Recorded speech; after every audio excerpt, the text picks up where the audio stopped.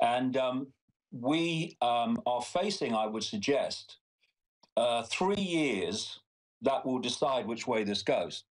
I think 2016, 2017, and 2018 are going to be pivotal years in deciding where this world goes.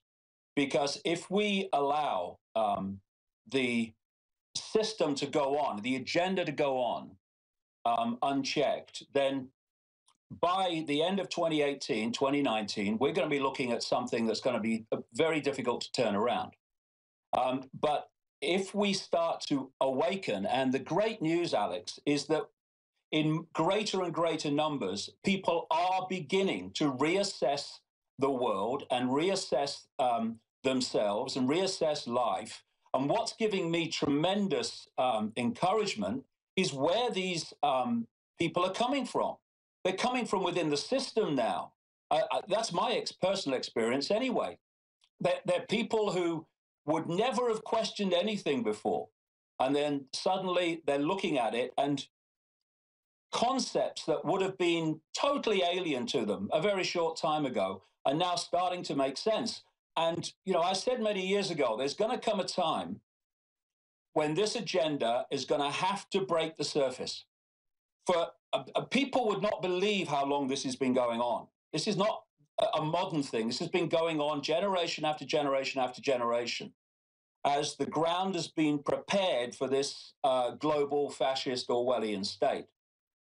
And in that period, it's been able to stay under the radar. It's been able to manipulate in the shadows. It's been able to get things ready to be played out in the public arena. But of course, if you are going to actually make your world happen, then at some point you have got to start playing those things out from the shadows into the public arena where we can see them. And that's where we are now. Now, that shows that the agenda has moved on, but there's another aspect to this. This is a very, very dangerous time for the agenda and those behind it, because they can't hide anymore. It's in your face, and it's impacting on people's lives. And what we need to do in this alternative independent arena is to redouble our efforts to present to the widest possible audience another narrative, another explanation of world events, which challenge the random presentation of it's all random events, and show how it all fits together.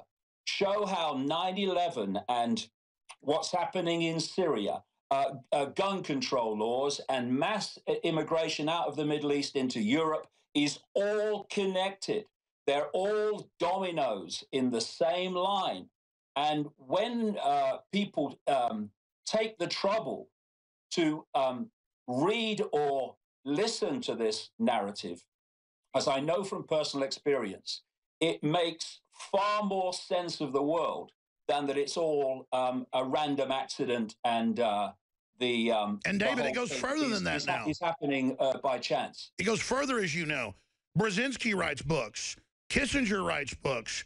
The White House Science Czar writes books. The head of the Kissinger Group writes books. They write books and admit, okay, there are too many of you. Okay, we are putting stuff in the water. Okay, we are going to merge with machines and become gods. You know, okay, we are trying to create black holes and play God at CERN. I mean, what's crazy is they've gone from denying it, where I've had the host of, you know, ABC News here and Nightline, and I show him 6 or 7 clips of world leaders calling for world government just 5 years ago, and he looks at me and he goes, that's a different world government than the one you're talking about. To now they go, yes, world government's here. It's run by private banks, but still you're a kook and you're bad, and you need to be arrested. I mean, it's so bizarre to see how many people are awakening, including world leaders and people, and very prominent folks, and people in the system. As you said, that's what I'm seeing. In the system of all places, but then the general public, large swaths, like get off on it and want to join with it, even though it hurts them. It's like they're nihilistic and are in a trance, like lemmings running off a cliff. It's quite a paradox.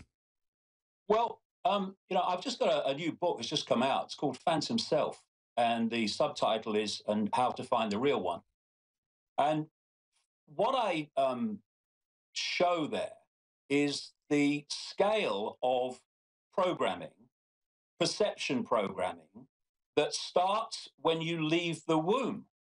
So by the time you get into the adult world, if you have not opened your mind to see beyond the norms you've been programmed to accept as reality, then the only fix, the only way that you can understand the world is on the basis of the perception programming that it's literally downloaded.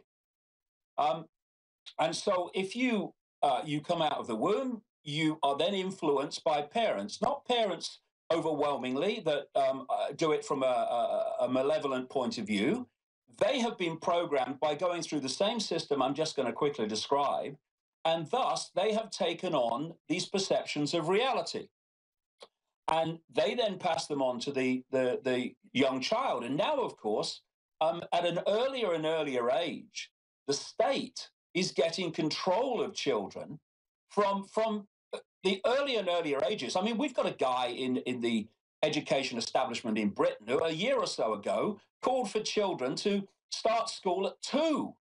So immediately you come out of the womb, you have a short time, overwhelming with parents that are passing on the programming because that's what they've taken on, and then you hit the system. Suddenly, as a small child, you are sitting in a chair in a classroom, and an authority figure is telling you what's right, what's wrong, what's real, what's not real, when you can go to the toilet, when you have to be there, when you can go home. Schools, I mean, it's like I say, take a deep breath, take a step back, look at it again.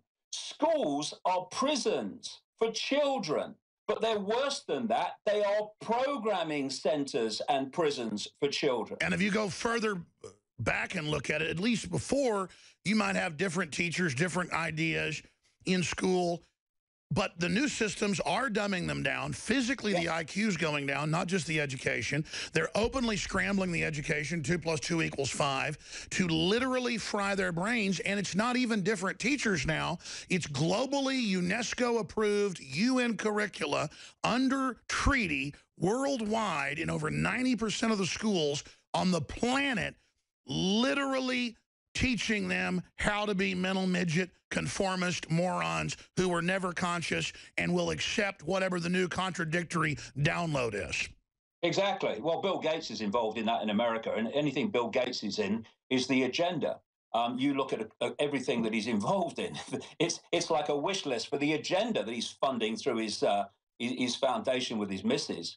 But this education foundation of the program is so vital because you go on to college and you go on to university, or many people do, and then from that base programming, this is the world, this is reality, this is how it is. And I debated, Alex, many times at Oxford University. And this is the elite university in Britain. And I've not been asked a challenging question. The level of programming is extraordinary. And then what happens? From that base programming, people go out to be doctors, they go out to be scientists, they go out to be politicians, they go out to be journalists. And from that base programming, they're all coming, unless they become in any way conscious beyond the program, they are viewing the world the same way. So where do the mainstream media go to get a fix on reality when they actually bother to question it at all? They go to scientists. So what are the systems scientists? They go to the systems doctors when they want to talk about health. And anyone who's outside of that programmed sense of everything, medicine, science, politics, economics, they are by definition a kook because they are outside the norm. This is how it works. And it's extraordinary, the level of programming. And I would say this, I've said it before in the books. You know, I think there's a very good chance that the level of programming is such, the level of perception program is such, that vast numbers of people, possibly the vast majority, go through an entire lifetime without an original thought or emotional response that hasn't come from the program. And if people just ask themselves the question, what do I believe? And then ask the next question, why do I believe it? Where has it come from? And it will invariably have come from some aspect or some expression of the system. And like the Nazis said, you know, give me the child to the age of 7 and I'll show you the man. Well, they have control of young people now well beyond the age of 7. And as you rightly say, what we're seeing is, because, you know, I'm coming up 64, so I was born in 1952.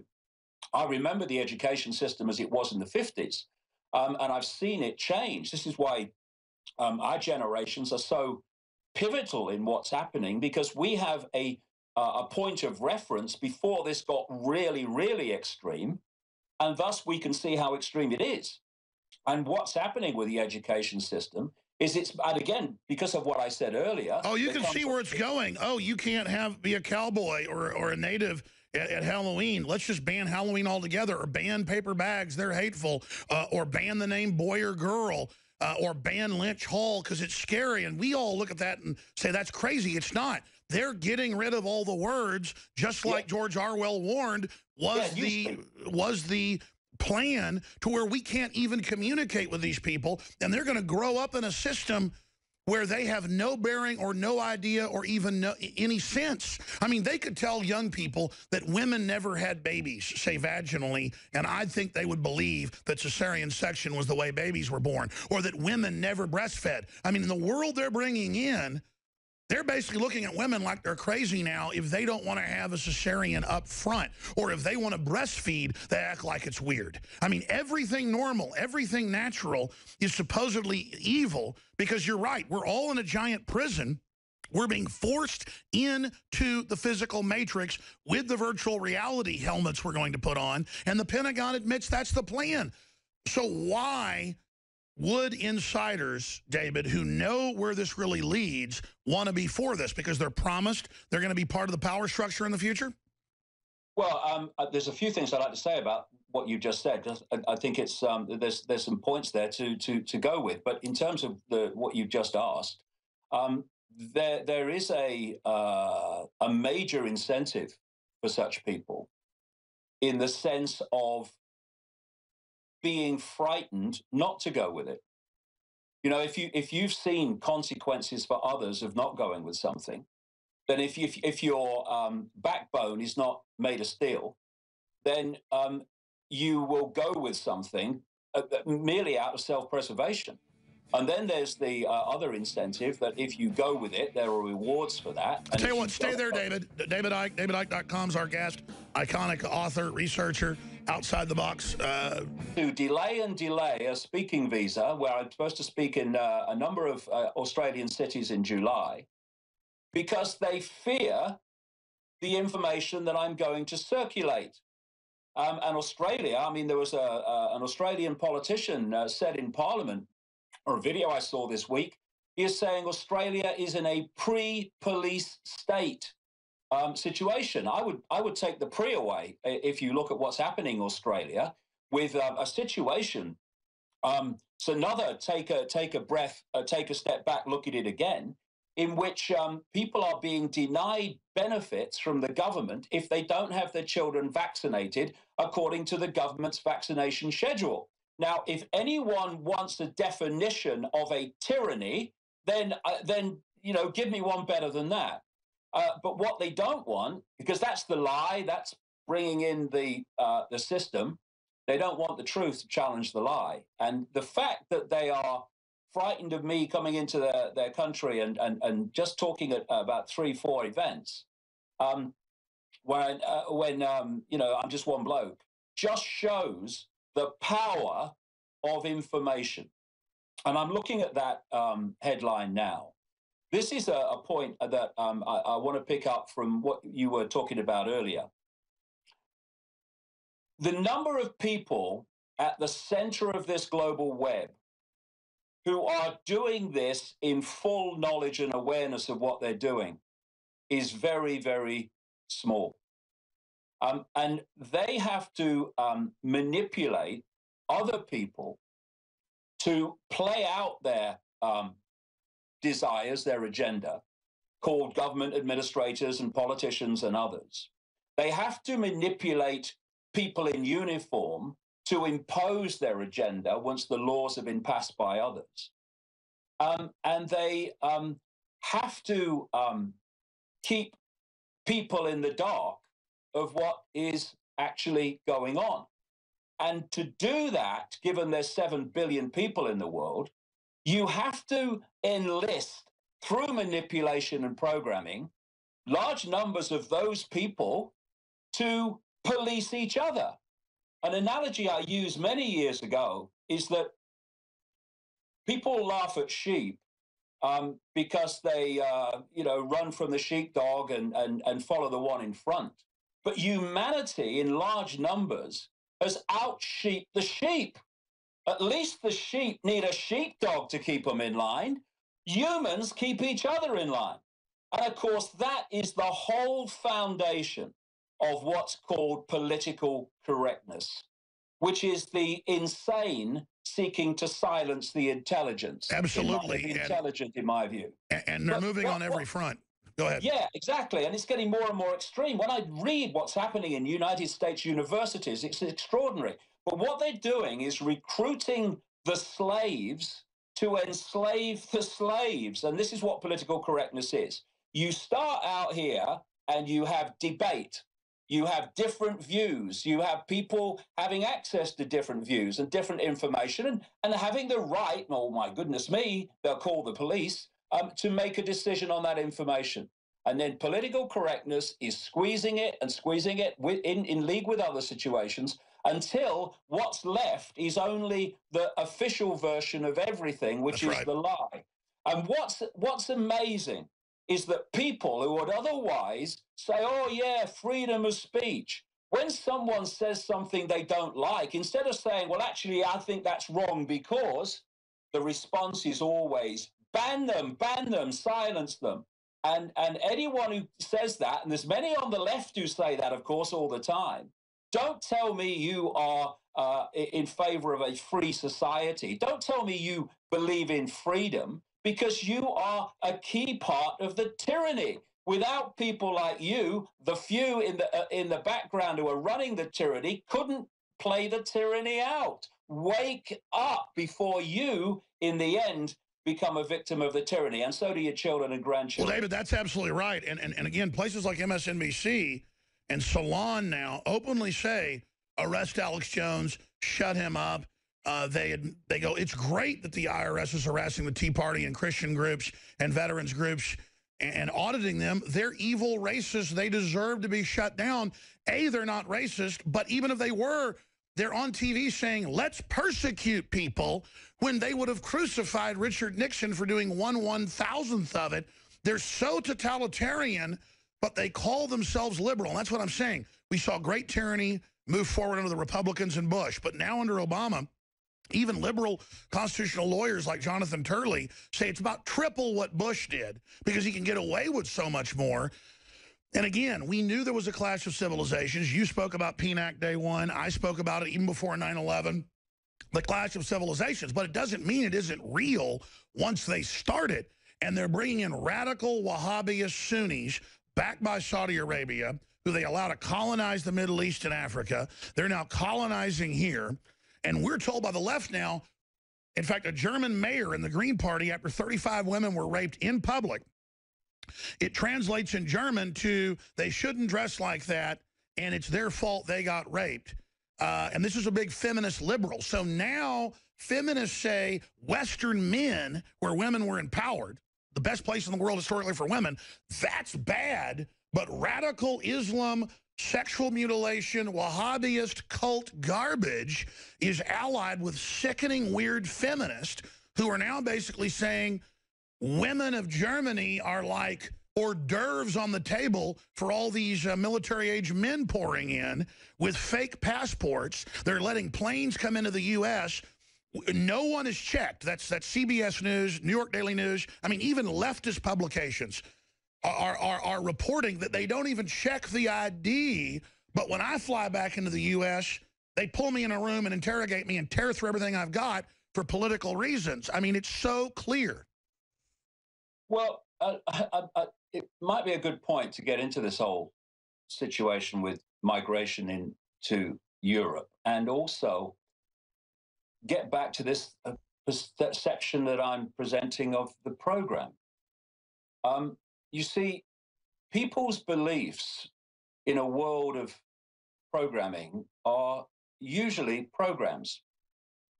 Many years ago now, back in the 1990s, I was in the old city of Jerusalem, next to the big mosque, and I was watching some Muslim kids play football. And the old city of Jerusalem is a very small area, but it's broken up into 4 quarters. There's a Christian quarter, a Muslim quarter, a Jewish quarter, and an Armenian quarter. And I was looking around at these different people, and it occurred to me, the truth, that each of them in this small area called the old city of Jerusalem had been born into one of these quarters. And by the age of these kids, 7, 8, were playing football, they would have a certain view of the world, a certain view of themselves, a certain view of what they call God, a certain view of spirituality, a certain view of themselves. Had those same kids been born in the Christian quarter or the Jewish quarter, they would at the same age have downloaded a different program and thus would have had a different view of all the things that I've just listed. And what we need to do is realize that we are being, and I say this to every belief, I say this to every religion, I say this to every color and creed.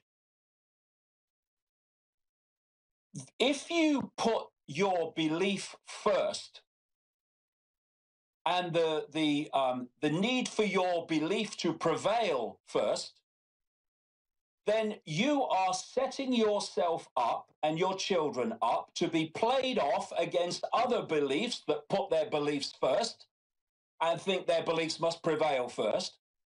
And you are played against each other in a massive divide and rule. And if we look at what's happening in Europe, see, things are never black and white. They're always shades of gray. Stay there, David Icke. Stay there. I've been there a number of times.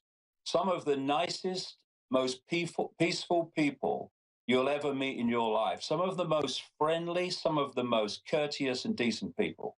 You also have in the Middle East some of the most monumental, unspeakable evil involved in any country in the world. And I'm talking not just about Saudi Arabia, though that's one of them. The United Arab Emirates, Qatar, all these countries who are working in league with the United States and Europe to bring about catastrophe in the Middle East. And I was writing many years ago now about the plan to divide the Sunnis against the Shia. You wrote 15 years ago about the plan to start a civil war.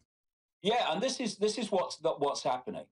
And once you realize the game, apparent contradictions make absolute sense.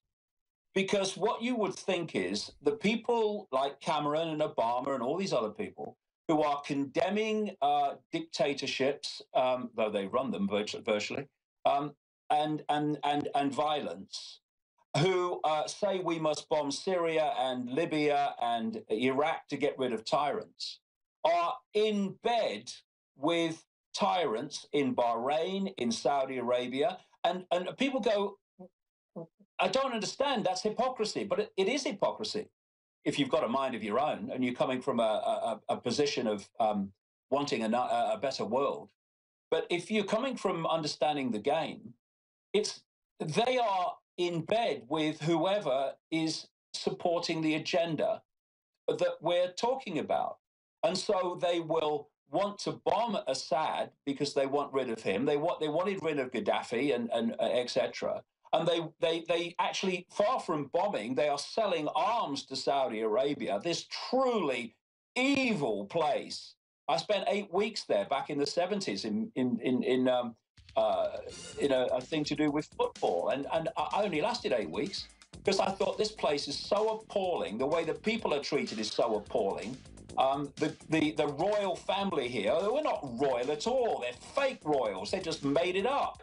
Oh, well, I mean, they were actually caravan bandits, so they were actually sex slavers. I mean, they were sex slavers. So stay there, stay there. We're going to come right back in 70 seconds. Millions of people, David Icke.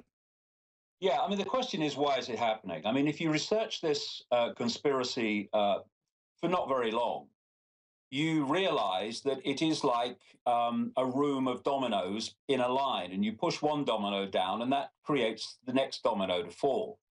So we've had this situation in the Middle East where we've had all this bombing and destruction and chaos and catastrophe externally created by the United States, NATO, Britain. And this has forced large numbers of people to leave. And this wave into Europe has of genuine people who deserve our help because of the situation that the West has put them in, has been joined by vast numbers of other people who are not refugees but are seeking to get into Europe. And it's being allowed to happen for this reason. And it's been long planned for this reason. They want a world government, a world central bank, world army, and world currency, etc. And under the world government, they want these super states. They want the European Union, of course, the American Union, the Pacific Union, all these super states under the world government.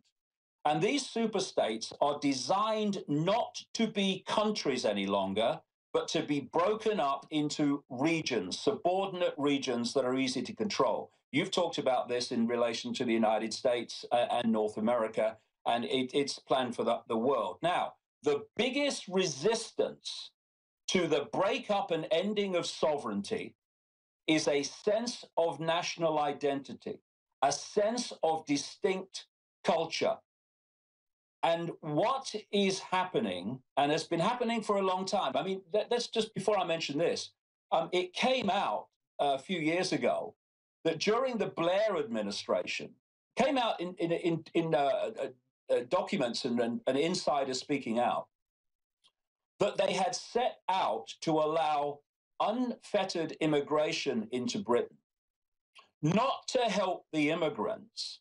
They were pawns in the game, though they didn't realize it, but to, quote, change the face of British society to a point where it would never go back to what it was before. Well, that's Peter Sutherland. He even wrote in the BBC that Europeans are bad, and this is to end Europeans being homogenous for balkanization purposes. This is all connected. Now, look at Europe, Alex, and you'll look at a country that has an enormously strong sense of its culture, sense of itself, sense of its uniqueness, sense of its history, and what you're looking at is Germany. And the resistance to the end of Germany, which they want down the line, and the end of the German culture would be absolutely massive if they knew that was going on. And the idea is, not just in Germany, but that's why Germany has been really picked out in this, what's happening. Stay there. This is Key, sir. You're absolutely on target. Amazing info, davidicke.com. Flooding Europe. Destroy the sovereignty of the countries. They're even telling them the soccer teams can't be named after countries anymore because nationalism itself's bad. Then you bring in groups to break up the country, make it all about ethnic stuff, the opposite of multiculturalism, and then annex the Middle East in the name of controlling the migrant floods and invade more countries. Now, David Icke just went over all that. What comes next after that, David Icke? Well, I think the other point I want to make is that people have been taken aback, not least Germans, at what Chancellor Merkel was doing. When this great flood of migrants began, she opened the doors to Germany without any question, without any policy, without anything. And people in Germany were like, well, what are you doing? What are you doing? Well, what she's doing is this. Chancellor Merkel is a 100% owned and willingly owned asset of this hidden hand. And the reason that she's done what she's done is because the agenda demanded it. And because of that, she has acted and reacted, or hasn't, to what has happened in the way that she has. And the other point, Alex, is again and again, when you study how the hidden hand works, it plays one group of victims or one group of stooges, whatever you want to call them, against another to create the divide and rule. And they see, again, we're back to the dominoes. If this domino goes down, this domino is going to go down, and that means this will happen. If you do A, B will and happen. They never want you to think like that, but in their own books, they admit they're rigging 20, 30, 50, 100-year plans. So break down the rest of the plan, where this goes from here. Well, exactly. And so the other point of the migration is they know that certain things are going to happen, because if you get a large number of people into any other, from one culture into another, then you're going to have some very nice people and you're going to have some very unnice people. That's what happens. And as things happen, and we're seeing some of them now, that the hidden hand knew would happen, you're obviously going to get an angry reaction from the population, the German population, and you're going to create conflict, you're going to create resentment, and you're going to create divide and rule conflict in Europe between those who are coming in and those that are already there. And some of the decent people in both groups are going to be caught up in the crossfire. And so the more chaos you can have, order ab chaos, order out of chaos, and the more you can break down a sense of culture, a sense of unique culture, that together justifies a number of things. It justifies a police state to stop the conflict. That's my next point. Let me interject this, David, because I want you to continue, but this is so important. It's where I was going next. They don't want us to ever think about connecting dots or dominoes, because if we ever have common sense, it's over.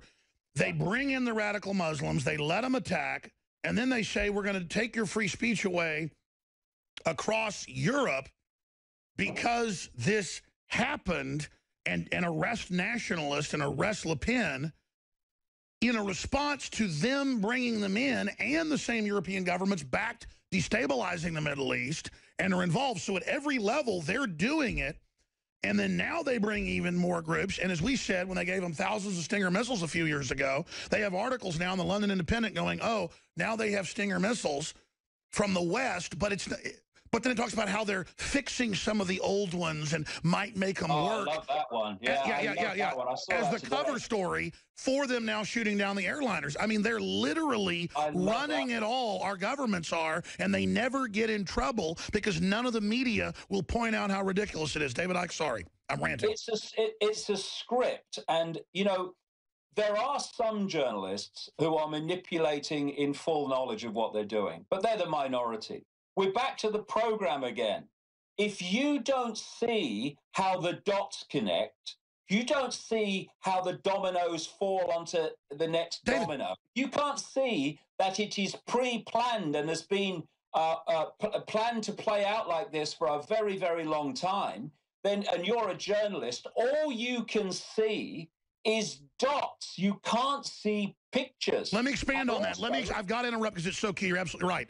I got up this morning, saw the headline, and instantly knew that it was a cover story for the thousands of missiles and that it would talk about them repairing the ones the West gave them. So they make the story about repairing them and make it look like they developed Stinger missiles. But then you read the third paragraph, it admits they've given them the Stinger missiles. I mean, but I didn't even need to read it. Just like you, I'm so used to their lies. I see the headline and I know what the spin's going to be. That's not being a conspiracy theorist. It's knowing how they operate. Go ahead, sir. Yeah, well, the biggest problem is the coincidence theorist. That's the worst one. It's all a coincidence. I mean, it's a head shaker. But we're back to the lie and the truth. So you've got the lie narrative for what's happening, and you've got to suppress the truth narrative. And this is why the man-child, who is Mark Zuckerberg, and this outrageously censorship-laden organization, Facebook, was caught on a live mic at the UN with who? Merkel. Chancellor Merkel, talking about suppressing posts that are saying what's happening in Germany because it doesn't fit the narrative. This is the whole point. So if you're Google or your Facebook or any of these organizations who are all strands in the web, ultimately, I mean, if Mark Zuckerberg is the one running Facebook, ultimately, then I live in a bloody igloo. And so you're seeing this suppression of anything that, I mean, I've had many things censored by Facebook, including a posting of a story about Sandy Hook. And it's because if you're challenging the official narrative, you're challenging the lie on which the transformation of society is being justified. This is what's happening, and people should realize this. If it's in the mainstream, it's almost certainly a lie, even though the journalists themselves might not know because they're so ignorant of what's going on. And if things are being censored by Facebook, it's not out of, I mean, when you see some of the things that happen on social media and that are posted, the idea that it's to protect the sensibilities of Facebook. No, it's key stuff. Like when I interviewed Navy SEAL families, like within weeks of Benghazi and other things, when I interview key people breaking stuff, it just gets censored and blocked. They're definitely blocking key info that exposes their agenda, as you just said, David. And it's and that just shows you where the power is. They are terrified of the truth. And so what we need to do is keep banging it out there. That's why I'm going on this world speaking tour starting later this year, and it's open-ended. I am going to give every fiber of my being and do everything possible in the next, well, beyond, but certainly in the next 3 years, because this is the eye of the storm. This is the eye of the hurricane. These are the 3 years where we can start to make fundamental impacts upon this agenda so that the house of cards that it is will fall, because it's a house of cards because A, it's based on lies, and B, it's based on a programmed population. Once the people start to break out of what I call phantom self and start to see beyond it, start to realize it's a program and they've been programmed and their perception of everything has actually been downloaded so that they'll see the world the way that the agenda demands. Once they start to connect the dots and see that actually it's not all random, it's all connected, then the house of cards starts to fall, because although it seems so powerful and all-powerful, it ain't, because it's based on being secret and it's based on the public being asleep. We put those two things right, and the house of cards will fall. David, we've got a few minutes left here. I'm going to skip this network break because this is so important today to go over all this information. Undoubtedly, the point of emergence, when the whole program starts coming out in the open, has really begun in the last year. It's accelerating exponentially. I look at the acceleration. It's going to be crazy within 10, 12, 14 months, obviously. But Newtonian physics is accurate in this plane of existence that for every action, there's an opposite, you know, and equal a reaction, basically, or equal and opposite reaction. And so I would have never thought, you talked about decompartmentalizing police officers, military, you know, how they're a perfect example of compartmentalization, protecting their own enslavers. But particularly, as you said, people on the inside going public, in media, in government, in the military, in the police, because they really see how evil it is. And because you and I and countless others have helped decompartmentalize them, that's really going to give the system a problem. But then I read white papers that are public, and the globalists admit, oh, we're just going to automation and technocracy. They believe that's their holy grail, where everything's going to be robots, everything's going to be automated, everything's going to be smart meters, self-driving cars, you know, self-controlled, you know, guns, where you don't have a choice. And that's going to be their answers, this total robotic world that, quote, makes it all convenient, but really takes all human power away. And that's the attacks on farms and ranches and Amish and outdoor farmers markets. I'm really getting to the point of it's true, but we can't just be hippies. We've got to have people that are on the land. We've got to fight in the cities politically, but we've got to work and at least support people that are on the land and vote with our money to never support big globalist operations and literally keep our children with other like-minded people and understand we are in an occupied planet. I mean, it's like childhood's end. I'm not saying it's aliens. I mean, you're saying it's interdimensional, whatever. Probably, I mean, it's just so obvious. It's out to destroy us. It's anti-human. Archetype, whatever. It's evil aliens want to get us. I mean, you know, I'm not saying that. You're saying that. The point is that it doesn't matter. It's the same thing. They want to abort planet Earth. They want to play God. They want everything ugly. They want to mutate every species.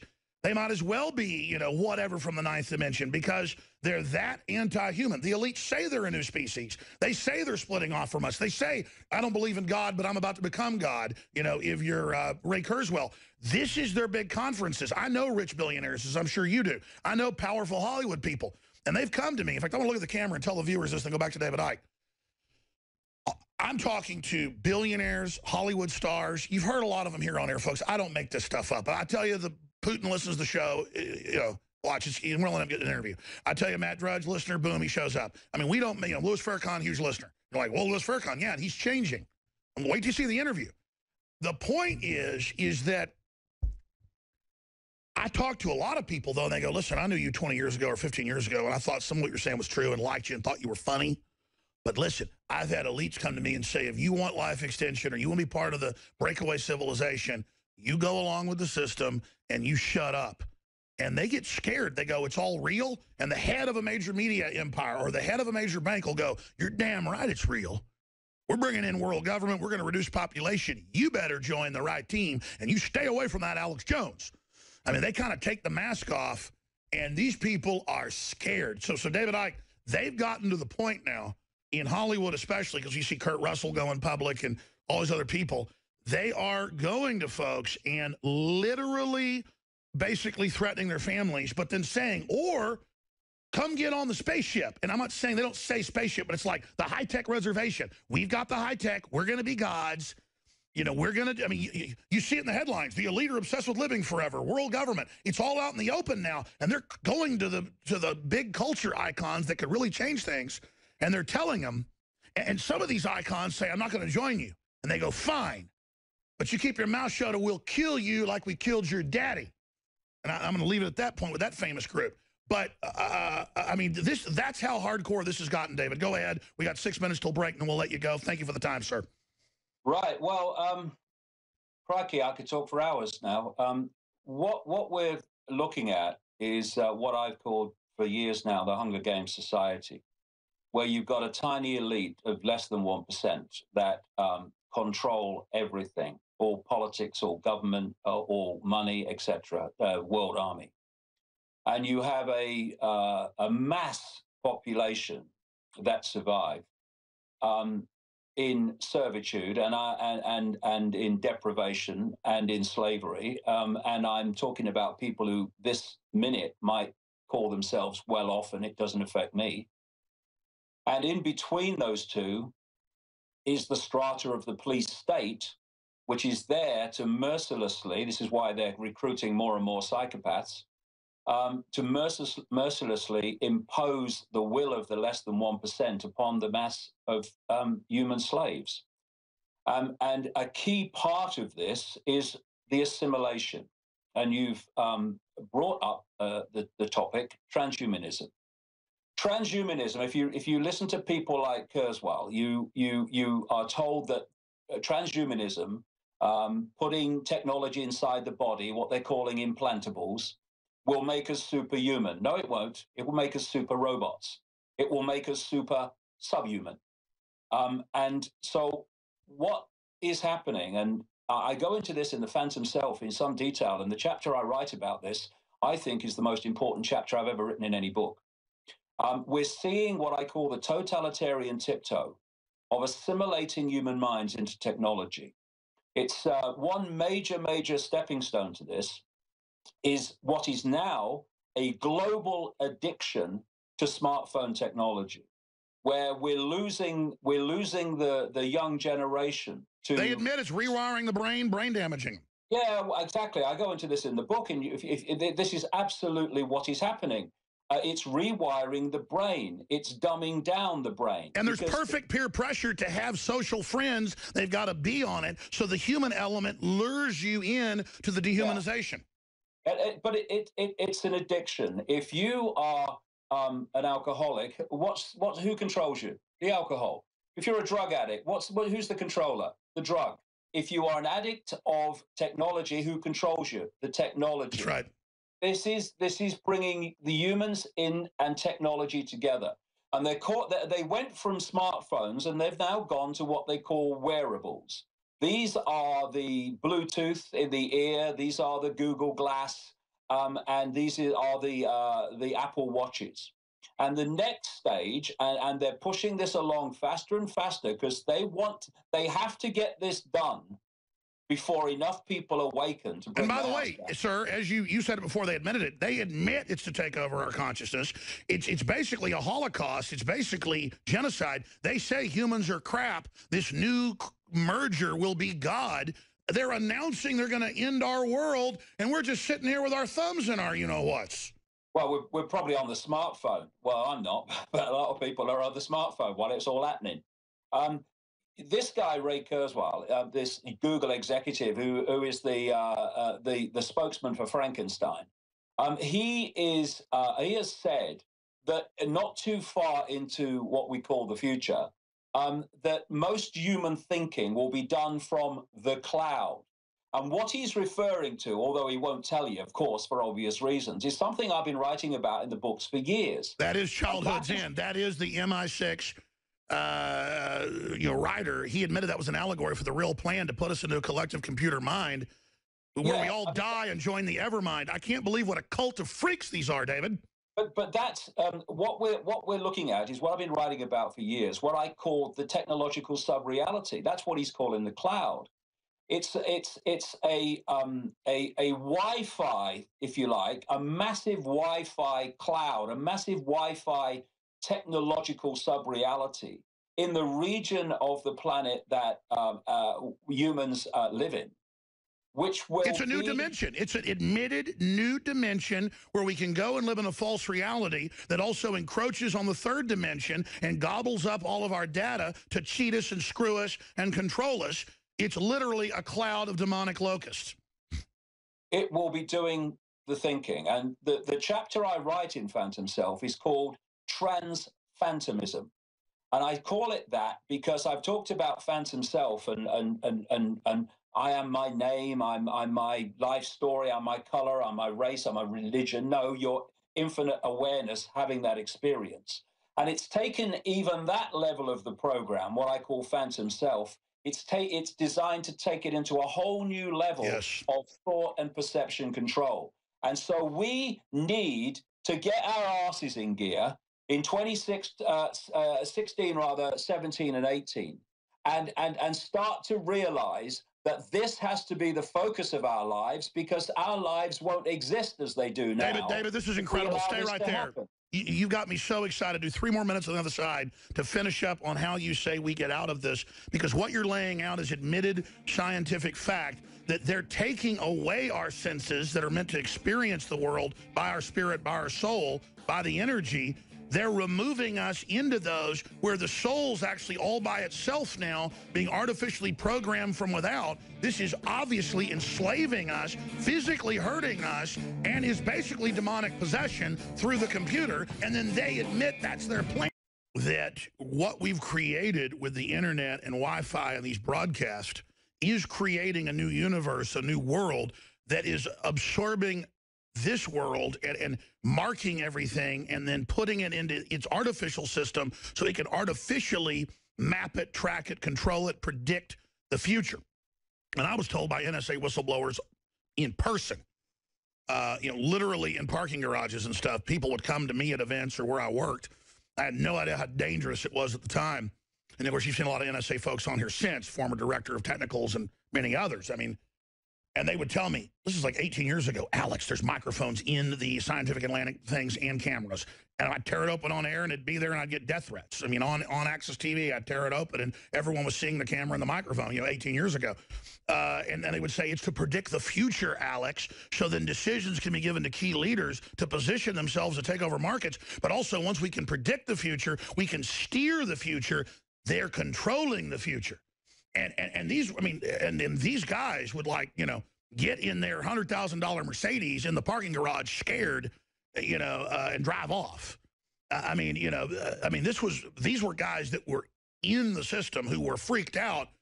And so, folks, we're talking godlike stuff. So even if aliens aren't real, the elite believes they are, and they believe all this power. They're gods, basically. What are the gods of Olympus? They're like aliens. So the allegories there, where they're playing God, they're trying to force us into this artificial system, and they can make the blind see, make the deaf hear. There's all these things that sound great. My dad's brother was in a motorcycle accident, had epilepsy forever, has a brain chip, not just the stimulant system, and he's a lot better now. The visitors have come, it's the global elite, the sciences, they're giving us all these goodies, but there's Trojan horses in all of it, and our cancer rates way up, our IQs are dropping, the death rates are expanding, people are unhappy. But no one debates why is breast cancer up 3,000% in the West. No one debates why is pediatric cancer is up more than 10,000%. No one debates why is diabetes type 1 up, type 2. No one, it's just, everything just sails forward. David Icke, 3 or 4 minutes. I know you got to go. Thank you so much, sir. But what you're getting to is so important. Now there's no doubt, whoever they are, they're trying to submerge us as a species and kill us. This is a slow extermination program, sucking us in, drugging us, poisoning us like a giant spider would do before it eats us. David Icke. Well, it's an assimilation, and it's not just happening in the world that we see. I explain in Phantom Self in some detail how we're being assimilated through nanotechnology. People should look on the internet and get up to date with something they're calling smart dust or neural dust. See, in our chats over the years, Alex, I've talked about the body being a biological computer. Because it's a biological computer, it can interact with other forms of technology. And what is happening when you see that bionic eye story, etc., and there are, on the face of it, they're good things, and for the people that benefit from one or two of these things, it is a good thing. But that's not what the main thing is all about. It's about assimilating our perception and our consciousness and taking over our thinking completely. And so what they're doing is creating, and this is the word to watch for, synthetic. They're creating a synthetic everything. We are being systematically made more and more synthetic by breathing in nanotechnology that's coming out of chemtrails, for instance.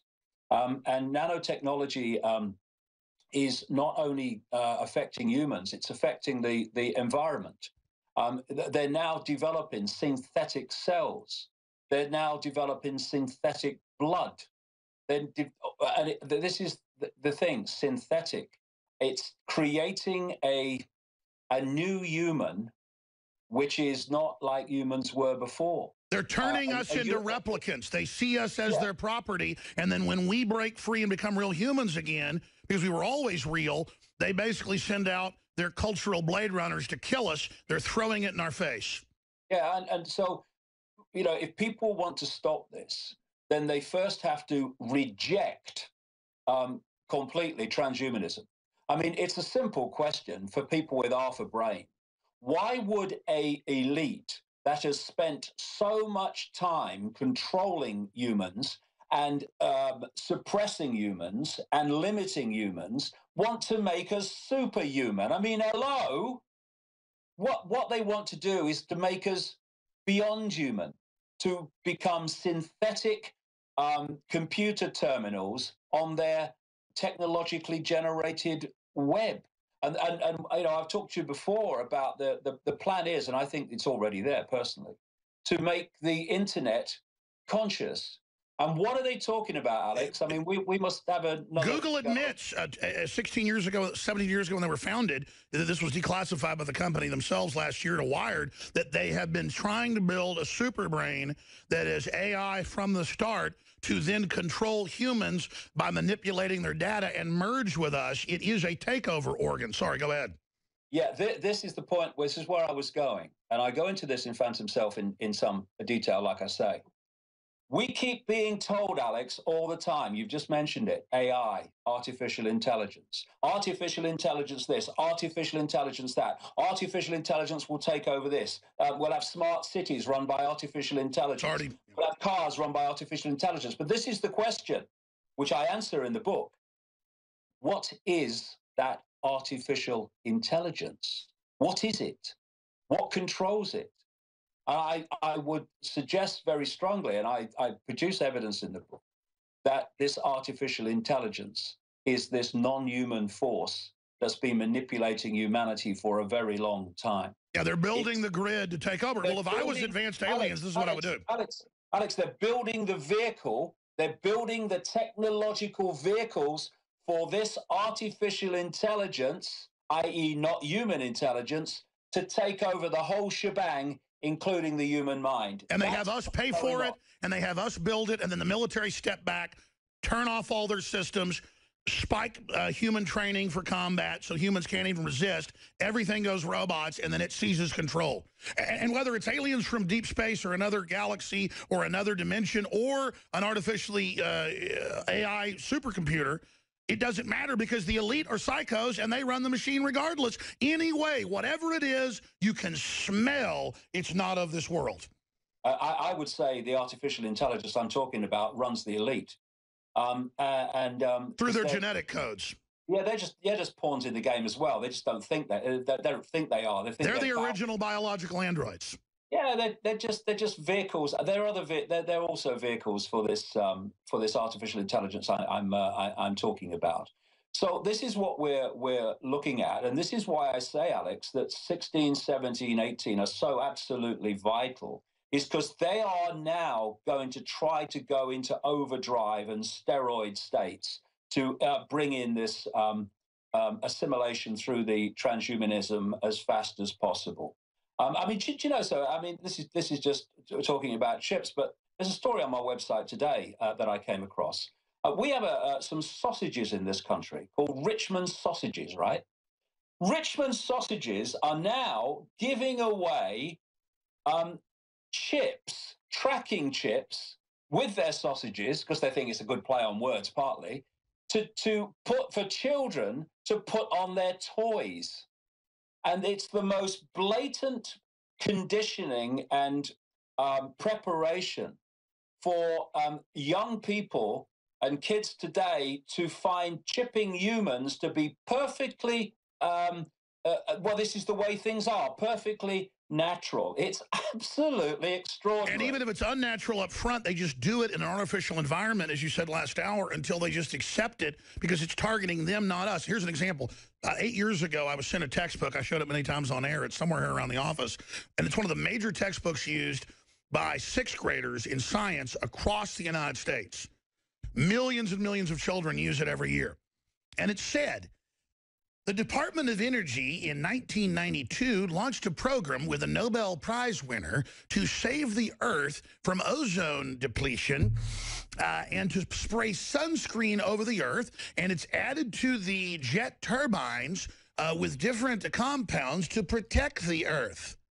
So they know they've got kids there, and they're telling them, we're chemtrailing you.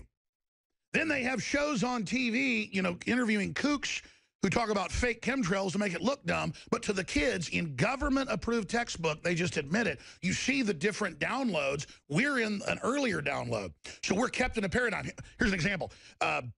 USA Today, I've noticed, will have, for people that still read papers, watered-down stuff. So I shot a video this weekend on it. One headline in the paper Friday was, U.S. television news faces its mortality in election coverage and admits they basically have no viewers and are dead. The very same author, very same writer. On the paper version, it was written differently, different headline about how, well, TV faces a lot of competition. So see, for the older folks still reading newspapers, everything's kind of okay. But for people online, hey, it's dead. And you can just see how this is really hive mind, man. They've really, and now the CIA's going to where the articles are all basically written by computers. I mean, wow, I tell you, this is incredible, David. How do we stop it? How do we break free from it? Because whatever's behind it, it is super sophisticated. But if you just wake up to it and start withdrawing consent and support from it and speaking out against it, we have titanous force, 7.5 billion of us, to change this. Well, you know, what you're just talking about, it's worth mentioning this, and I kind of indicated earlier that our generations that have been here long enough to see what was before this extreme of madness are so important. Because when you're born into the world, you tend to accept the world and what you find as, well, this is how it is. To you, it's normal. To someone like me, born in the 1950s, looking at what's happening now, it ain't normal to me. It's a form of insanity. But for people born into this world, it's their normal. And what they're doing is they're conditioning kids to have the agenda, the cloud, the transhumanist control, and that is the hive mind. The hive mind is the cloud. That's what it's supposed to be. It's their normal. And so what our generations need to do is to point out at every opportunity that it ain't normal and why it's not normal. What we need to do to overcome this, I mean, I've been saying for years, you can either find a solution to something or you can remove the cause of the problem. And clearly, the cause of the problem can be identified by how and where this system wants to take us. It wants to take us from even the present program, where we self-identify with color, race, religion, name, history, and all that stuff, to the next stage, which is the transphantomist stage of control through hive mind technological cloud. In other words, to control us, they need to constantly limit to our perception and ability to think and perceive. To remove the cause of the problem, we have to remove that.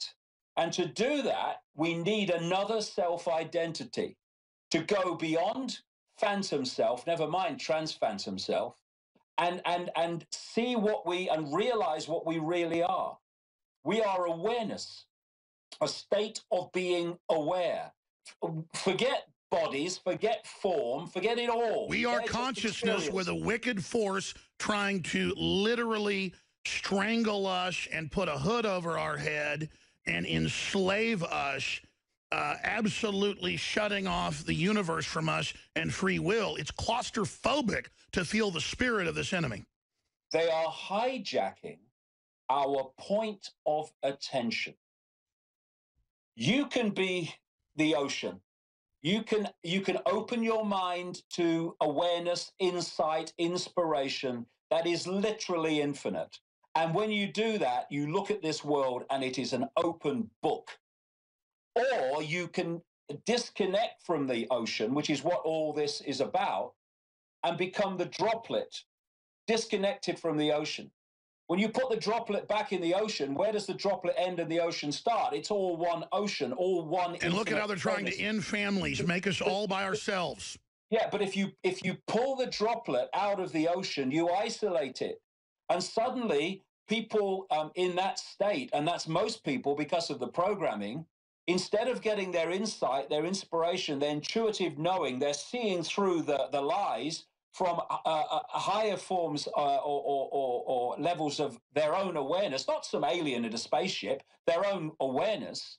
They get so concentrated in the five senses that the only way that they can look to get a fix on who they are and the nature of the world is out into the world. And what comes back? The media, the education system, all these vehicles. The false reality to tell you that your lying eyes, your lying gut are wrong. You're absolutely right.